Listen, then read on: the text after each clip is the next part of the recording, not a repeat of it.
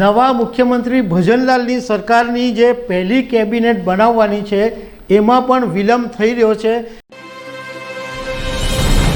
નમસ્કાર દર્શક મિત્રો, રાજસ્થાનમાં મુખ્યમંત્રી બનાવવામાં પણ વિલંબ થયો અને હવે નવા મુખ્યમંત્રી ભજનલાલની સરકારની જે પહેલી કેબિનેટ બનાવવાની છે એમાં પણ વિલંબ થઈ રહ્યો છે।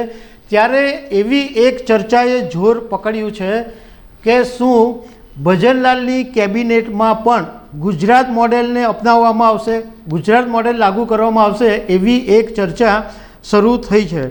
હવે ભાજપ માટે ગુજરાત એક પ્રયોગશાળા છે। ભાજપે આખા રાજ્યમાં જ્યાં પણ કંઈ કરવું હોય તો સૌથી પહેલો પ્રયોગ ગુજરાતમાં કરે છે। તમને યાદ હશે કે ગુજરાતમાં ભાજપે વિધાનસભા 2022ની ચૂંટણી પછી એક એવો નવો પ્રયોગ કર્યો હતો કે સરકારમાં જે 22 વરિષ્ઠ મંત્રીઓ હતા, જે સિનિયર મંત્રીઓ હતા, એ બધાને હટાવી નાખેલા અને એની સામે 25માંથી 22ને નવા ચહેરાઓને સ્થાન આપવામાં આવ્યું હતું।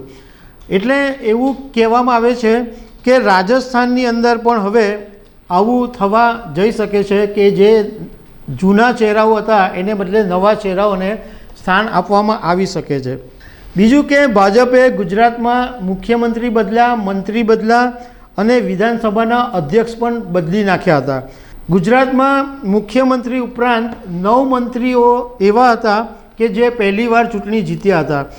રાજસ્થાનમાં પણ ભાજપે એવું જ કર્યું, સીએમ તરીકે નવા ચહેરાને સ્થાન આપ્યું અને વિધાનસભા અધ્યક્ષ તરીકે પણ એક નવા વ્યક્તિને સ્થાન આપી દેવામાં આવ્યું। જો કે રાજકારણના જાણકારોનું કહેવું એમ છે કે રાજસ્થાનની અંદર ગુજરાત મોડેલ લાગુ કરવું એટલું સરળ નથી, કારણ કે ગુજરાતની અંદર વસુંધરા રાજે જેવા નેતા નથી। રાજસ્થાનમાં વસુંધરા રાજે છે।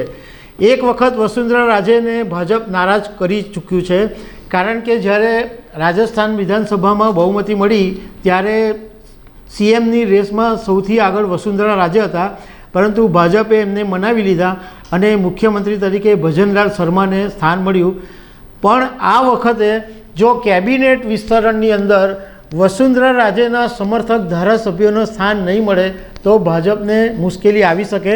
એટલે સાવ ગુજરાત મોડેલ લાગુ કરવું એ રાજસ્થાનની અંદર લગભગ અશક્ય છે। બીજું રાજકારણના જાણકારોએ એવું કીધું કે ભાજપે મધ્યપ્રદેશ અને છત્તીસગઢની અંદર સંપૂર્ણપણે ગુજરાત મોડેલ લાગુ નથી કર્યું।